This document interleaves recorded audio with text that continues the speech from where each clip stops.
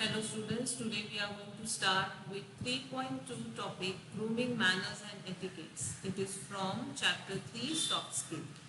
Let's start. Manners are something used every day to make a good impression on others and to feel good about oneself. It means no matter where you are, at home, work or with friends, practicing good manners is important. Good manners are more than opening doors and writing thank you notes. While opening doors for others and writing notes is nice, true courtesy goes deeper. Being polite and courteous means considering how others are feeling. If you practice good manners, you are showing those around you that you are considerate of their feelings and respectful towards them.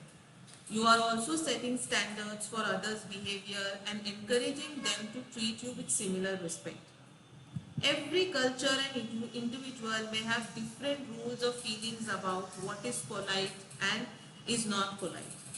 These rules may differ from person to person or based on situation. But there is one rule of good manners and life in general that is always easy to follow. To do unto others as you would have them to do unto you. Means you have to behave with others in such a way how you expect a behavior from them. Now on the other hand student, etiquette is protocol. It includes rules of behavior that you memorize. More and more business people are faced with challenges of knowing acceptable or expected etiquette for today's business world. In fact, business etiquette is big business, with special courses being offered for those who are entering the workforce as well as for those who want to gain extra skills as they move up for the corporate ladder. So here you come to know that having good manners goes beyond socially acceptable behavior and relates more to how you treat others. But here etiquette is what? It is a formal book, you can say. That is why many people nowadays, they take up the courses. They, before entering the corporate world, they want to know what are the set of rules of behavior which they have to follow when they enter the corporate world. Now students, there are many written or unwritten rules and guidelines for etiquette. They are very sometimes complicated, they are very difficult to understand depending on the company or the culture or the requirement of the situation. So because of that, what happens sometimes you are bound to make mistake while following those etiquette if you don't know how to behave properly in particular situation and all. In that case, here you have to keep in mind to avoid bad impression. You have to know certain basics of the etiquettes or mannerism. It will help you, you can be considerate or attentive to the concerns of the others. So it will help you to know what are the basics of good mannerism and etiquettes. So in such situation, you have to keep in mind that to be courteous and thoughtful to the people around you regardless the situation, or you can be considerate to other people's feeling. You have to stick to your conviction of as diplomatically as possible, and you have to address conflict as situation related. You can't be personal with the you can say conflict here. You can't be biased. You can apologize when you step on toes. You should avoid raising your voice. You cannot don't use harsh or derogatory language towards anyone. All these are what student basics. So now we are going to discuss the guidelines or tips, you can say, that have been found helpful for dealing with people in general in work environment and in social situations, which showcase good mannerism and etiquettes.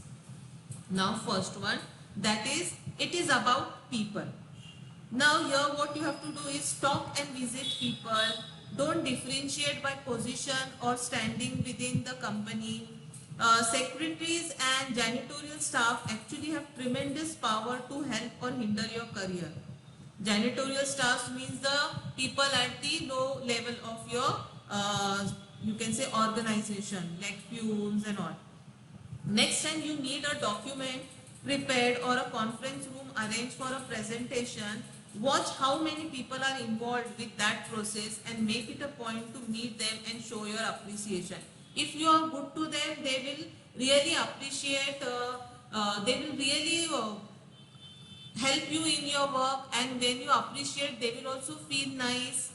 So it is one of the basic, you can say, mannerism and etiquettes. After that, peers and subordinates. Impressing the boss isn't enough. You have to keep in mind. Social rank or class is cornerstone of social interaction in many cultures. People tend to feel uneasy until they have seen important an organizational chart or figure out who reports to whom. Means that until they know how the message is being passed to the top management, they want to know how to go, whom to be polite with, whom to be formal with. They feel that it is more important to show respect and practice etiquette around superiors than around peers or subordinates. The current social and economic climate is one of the rapid advancement through technology, which makes it possible and even likely for pesky or you can say salesman to become an important client or administrative assistant to become manager. It doesn't take time here in this corporate world. If you show respect and courtesy to everyone regardless of position or company, you avoid discomfort and damaging your chances in any unexpected turn of events. So here if they want to make you understand that you have to be good to everyone, to the higher authorities also, to the with your colleagues also, and with your subordinates also. After that, superiors. The only thing you owe your boss above and beyond what you owe your peers and subordinate is more information. Unobtrusively, be sure he or she knows what you are doing. He should be alerted as early as possible to issue that may arise or is aware of outcomes and milestone. Means whatever you are doing, your boss should know. You should always inform your higher authority about it, so that the third person doesn't go and inform that, or the wrong information is not passed to that person. After that, meetings. If a subject is important enough to call a meeting, be considerate of participants, time, and ensure that it is well prepared. Communicate beforehand.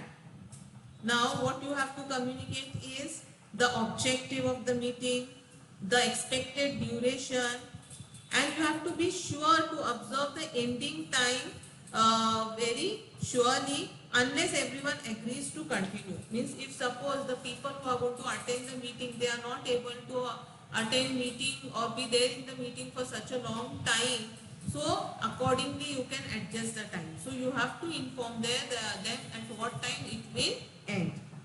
Items expected to be discussed, which topics you want to discuss, that should also be mentioned in the meeting. Often overlooked, be sure, is thank meeting members for their time and participation. Means after the end of the meeting, you should always keep in mind you thank them because they have lent the time and they have come for the meeting. You have to demonstrate in the minutes or written record at least how their contribution helped the objective of the meeting. Means because of their presence, how it helped to make the meeting successful. Participants are frequently left wondering if they have been heard or if their attendance or contributions were noticed. Because if they feel that they are, whatever suggestion they have given in the meeting, you have not you have not taken it seriously, so next time it might happen that they don't come for the meeting only. Then you have to distribute minutes or some written record, no matter how simple the meeting is, to all the attendees and absentees.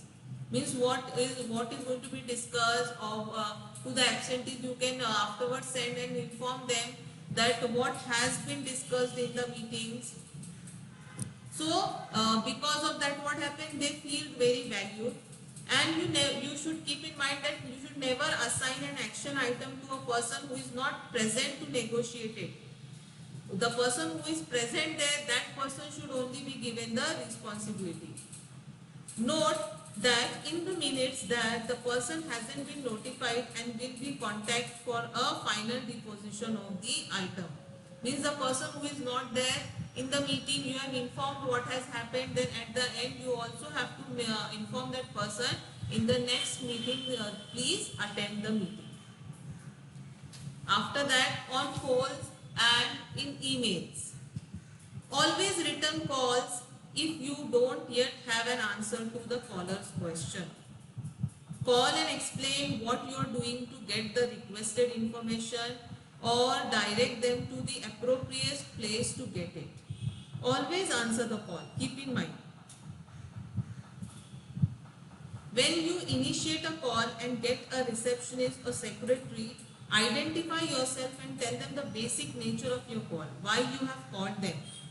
When you are on receiving end of a phone call, identify yourself and your department. When you have to tell who are you and from which company you are calling or which department you are calling. Answer the phone with some enthusiasm or at least some warmth. Even if you are being interrupted, the person on the other end doesn't know that you don't have to reply to obvious solicitations. If someone is calling to sell you something, you can indicate that you are not interested and hang up without losing too much time to it. However, you do not need to be, you need to be careful. You may be receiving a call from insurance or long distance company that wants to hire you as a consultant. So whenever you get a call from a company and all, don't just be in a hurry to reply in negative. First listen what the person wants to say. Be sure you know the nature of the call. Before you politely, of course, excuse yourself. Personalize the conversation. Many people act in electronic media including phone mail and email. The way they act in their cars, they feel since they are not face to face with the person, it is perfectly acceptable to be, you can say, abrupt or rash or rude. But the subject line specific, don't forward messages with these pages of mail to information before they to get to the content. In the message you forward, delete and extraneous information such as the entire memo, subject, addresses and deadlines. When you reply to a question, copy only the question into your email and then provide your response. You needn't hit the reply automatically. But don't send a bare message that only reads yes. It's too, you can say, blunt or confuses the reader. Address and sign your email. Although this is included the 2 and 4 section, remember that you are communicating with a person, not a computer. Don't type in all caps. It's too intense and you appear too lazy to type properly. This is still written medium. Follow standard writing guidelines as a professional courtesy. After that, interruptions.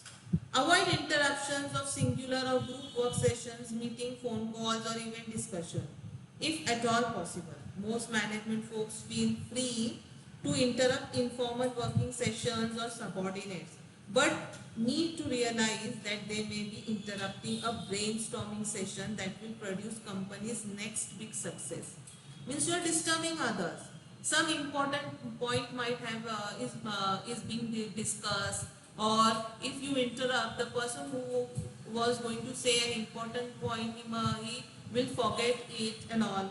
So you are interrupting the meeting here.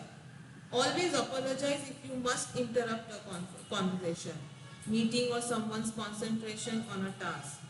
Quickly state nature of what you need and show consideration for the fact that you are interrupting valuable work or progress. That is also important. After that, new employees.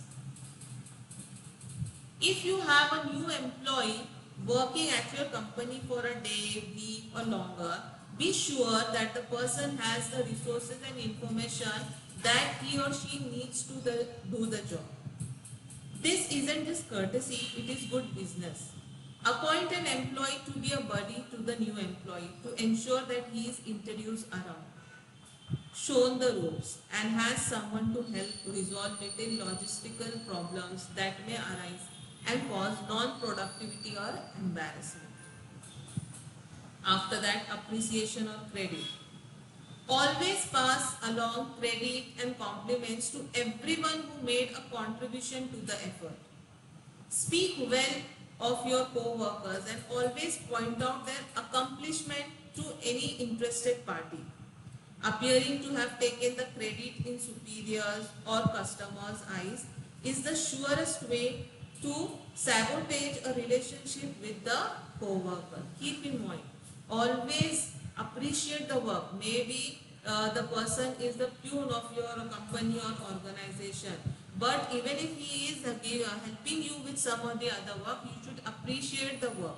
If the person is your subordinate, he is the or even if he is the person is the co-worker, you should appreciate their work.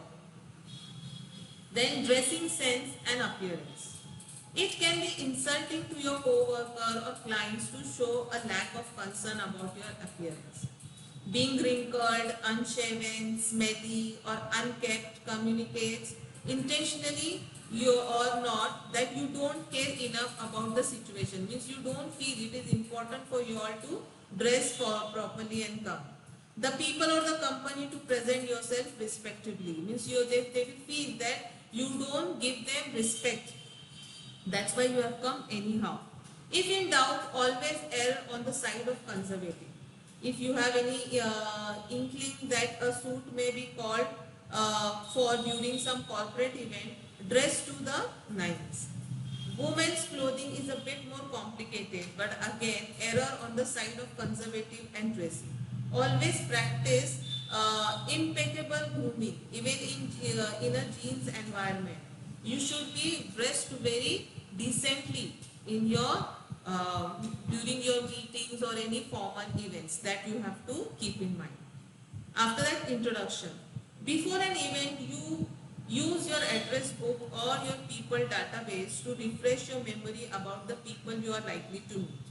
If you forget someone's name, you can sometimes cover by introducing a person you do know first.